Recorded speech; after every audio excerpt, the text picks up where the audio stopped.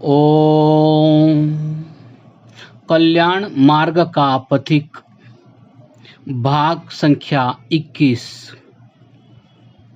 निराशा के भंवर से मुक्ति। पौष संवत 1938 अर्थात जनवरी सन 1882 के आरंभ में फिर लॉ क्लास के लेक्चरों में शामिल हुआ। जब 80% से अधिक उपस्थिति हो गई तब इस विचार से लौट आया कि घर से तैयारी करके परीक्षा दे सकूंगा।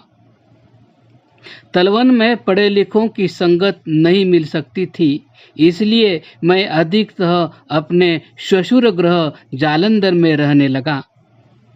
उन दिनों मेरा अधिक संग अपने धर्मपत्नी के सबसे बड़े भाई लाला बालक राम के साथ रहता था।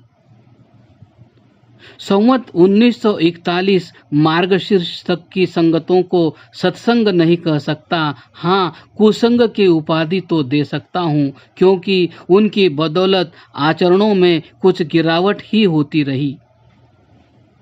मांस का तो उस कुल में प्रचार खूब था ही, मद्यपान भी सभ्यता का चिन्ह समझा जाता था।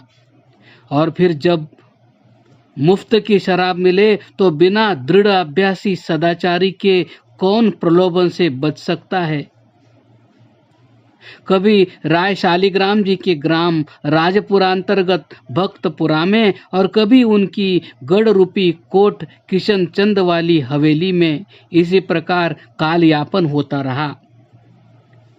फिर श्रावण में पिताजी पेंशन पर आ रहे थे। खुर्जा पहुंचकर सामान बंधवाने और तलवन लाने का काम किया। फिर जालंधर में बैठा तो मुख्तारी परीक्षा की तैयारी करने, नॉवेल पढ़ने और फिर उनकी कथा रात के समय लाला बालक राम आदि को सुनाने में फंस गया।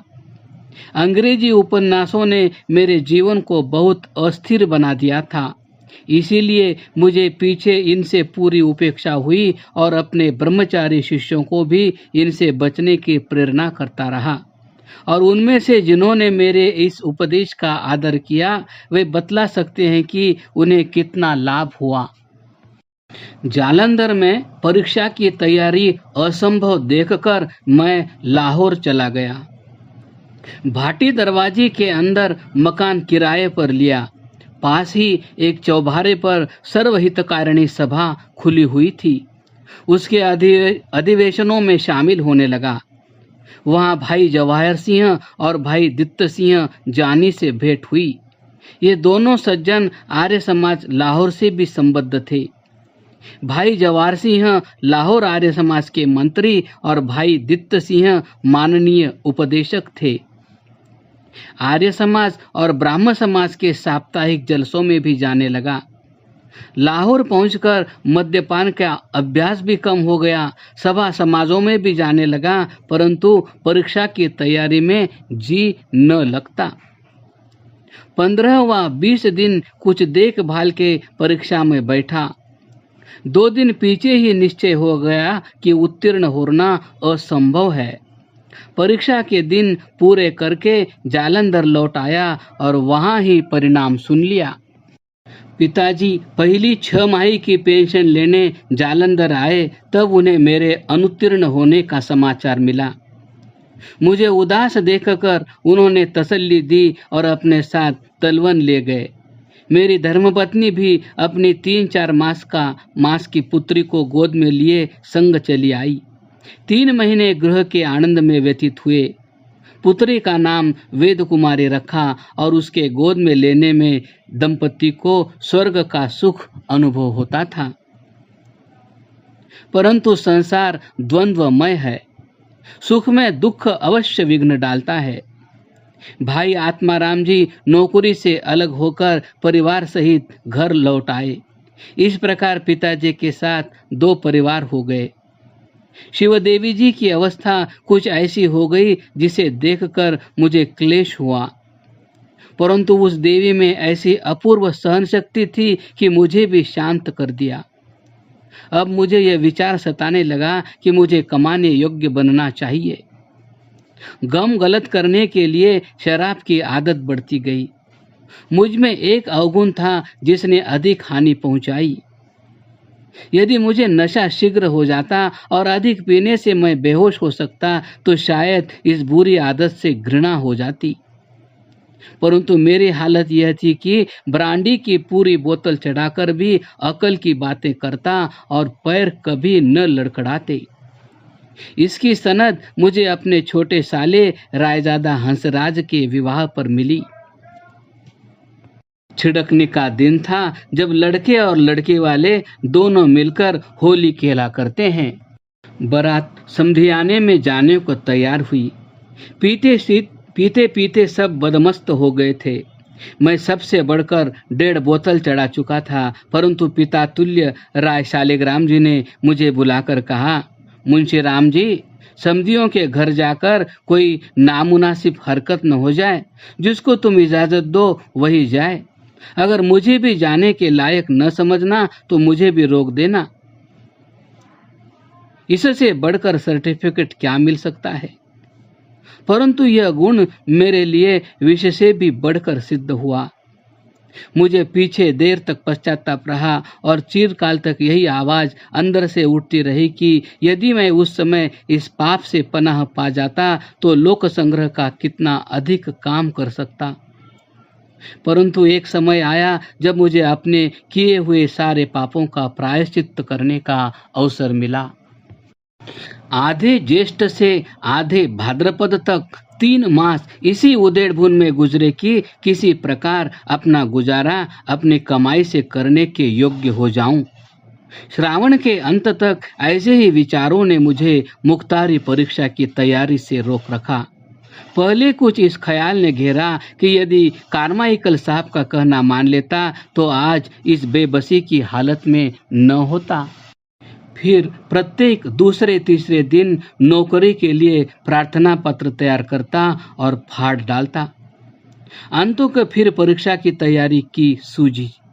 आधी से अधिक पाठ्य पुस्तकों की तैयारी कर ली। 20 दिनों तक केवल रात के 3 घंटे सोकर पढ़ते पढ़ते रात दिन एक कर दिया। आंखें पथरा गई और 3 घंटे क्या 1 मिनट के लिए भी नींद हराम हो गई। तब मैं अपनी धर्मपत्नी को लेकर दशहरे के पीछे जालंधर चला गया। वहां आज्ञाकारिणी शिवदेवी को मन की सारी अवस्था सुनाकर मैंने उसे बतलाया कि मैं नौकरी की तलाश में चला हूं। इस पर देवी की सम्मति मांगी। वहां उत्तर एक ही था, आप जो उचित समझिए कीजिए, मैं सम्मति देने के योग्य नहीं। मेरा धर्म आपकी आज्ञा का पालन करना है। मैंने सब तैयारी कर ली। अंग्रेजों के चाकरी को बहुत गिरा हुआ काम समझता था। हृदय की तसल्ली के लिए यह निश्चय किया कि किसी राजपुतानी की रियासत में जाना चाहिए। मैं नहीं चाहता था कि मेरी ससुराल वालों को यह हाल मालूम हो। भाई बालक राम मुझे ट्रेन पर चढ़ाने को तैयार हुए। मैंने लाहौर का टिकट ले लिया और ट्रेन में बैठकर चल दिया। मार्ग में विचार तरंग ने फिर आ घेरा। जिस चाकरी को तू गुलामी कहा करता था उसी के शरण लेने चला है। हिंदुस्तानी रियासतों में तो और भी अधिक दास्ता है। अभी परीक्षा में 2 मास बाकी है। यदि बिना परीक्षा दिए भाग गया तो संबंधी और इष्ट मित्र तुझे क्या समझेंगे। एक बार और हिम्मत कर, इत्यादि इत्यादि। मियाँ मीर पहुंचने तक निश्चय कर लिया कि मुख्तारी की परीक्षा अवश्य देनी है। लाहौर पहुंचते ही एक मित्र मिल गए जो मुख्तारी की तैयारी कर रहे थे। उनके साथ पाचक भी था। मैं उनके व्यय में शरीक हो गया और परीक्षा की तैयारी शुरू कर दी। राग रंग और गुलछर्रे सब भूल गए। दिन को भोजन के पीछे छावनी की सड़क पर निकल जाता और चिड़ियाघर में कोई एकांत स्थान देखकर बैठ जाता। शाम तक वहीं पढ़ता और बाहर ही दिशा फारगत होकर डेरे पर लौटता। रात को फिर लैंप होता और मैं किसी समय स्कॉट के उपन्यासों पर आधी रात तक तेल जलता था। अब आंखें प्रातः 2 बजे से 6 बजे तक कानून की किताबों की भेंट हो रही थी। परीक्षा देकर लौटा और सीधा पिताजी के पास चला गया। कारण यह कि इस बार कृतकार्य होने की पूरी आशा थी। परीक्षा उत्तीर्ण होने का तार भाई बालक राम जी ने फिल्लौर द्वारा दिया। पिताजी के आनंद की सीमा न रही। ठाकुरों का श्रृंगार कराया गया, ब्रह्मभोज हुआ और यहाँ तक कि मेरे मौसा रूल दुराराम जी के आग्रह पर एक विवाह पर आई हुई रंडी के नाच की आज्ञा भी पिताजी ने दे दी। तार द्वारा बालक राम जी ने मुझे शीघ्र बुलाया था। मैं जालंधर होता हुआ लाहौर गया, मुख्तारी का लाइसेंस लाया और अपना नाम जिला जालंधर के कानून पेशा जमात में लिखाकर अदालतों में जाना आरंभ कर दिया। एक विशेष घटना का वर्णन संवत 1940 के अंतर्गत ही करना चाहिए। ऋषि दयानंद ने 13 कार्तिक दीपमालिका की शाम को अंतिम समाधि लगाकर अपने काम का बोझ आर्य समाजों पर छोड़ा। देश के सब प्रांतों में शोक सभाएं हुई और कोई भी समाचार पत्र ऐसा न था जिसमें उनके काम और विद्वत्ता की प्रशंसा न निकली हो। जब समाचार पत्रों में यह शोक समाचार मुद्रित हुआ, उस समय मैं जालंधर में था। मेरी प्रेरणा पर शोक सभा पंडित शिव नारायण वकील के कमरे में की गई। लाहौर से वक्ता मांगे गए। वहां से पंडित गुरुदत्त और लाला हंसराज भेजे गए। हम सब उनके स्वागत के लिए रेलवे स्टेशन पर गए।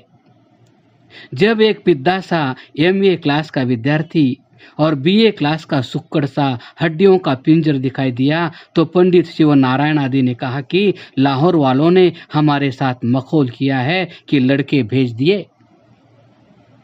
परंतु जब लाला हंसराज उर्दू में और पंडित गुरुदत्त अंग्रेजी में संशोधक दयानंद के गुण वर्णन कर चुके तो 1 दर्जन से अधिक वकीलों में से किसी का हौसला नहीं पड़ता था कि उनके धन्यवाद के लिए 4 शब्द बोल दें। अंत को सब शेखीबाजों को मौन देखकर पंडित देवीचंद्र वकील ने 4 पंक्तियां बोल दी। क्रमशः